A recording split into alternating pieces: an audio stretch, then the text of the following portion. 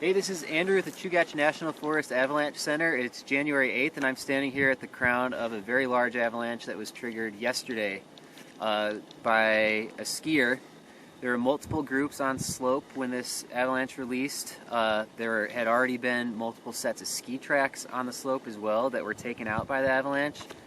The skier that triggered it was able to self-arrest at the crown. There was another skier mid-slope that was able to ski off, and a third person was carried and partially buried, and they were able to dig themselves out and get out without injury.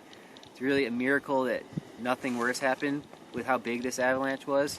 The fracture also propagated around the corner onto the north face of Cornbiscuit and ran down and buried the skin track that heads up as you're heading back towards Super Bowl. It buried a skin track down at the bottom of this south face that I put in the day before the avalanche, so it's really got, it's kind of grabbed everyone's attention. The avalanche failed on these facets associated with that Thanksgiving crust that we've been talking about for a month and a half now. So it's obviously still a concern, and this is a problem that's not going away anytime soon.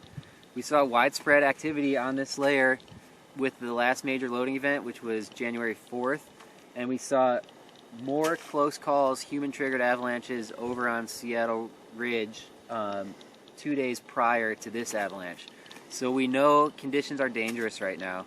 As we get further out from a major loading event, it's becoming less likely to trigger, but the possibility is still there. So we're going to be dealing with the case, probably dropping to moderate danger where it's still really dangerous conditions, and that there's a chance for triggering something massive that you just don't really want to mess with. The only way to avoid it is going to be sticking to terrain 30 degrees or less. You can stay tuned for more updates at chugachavalanche.org.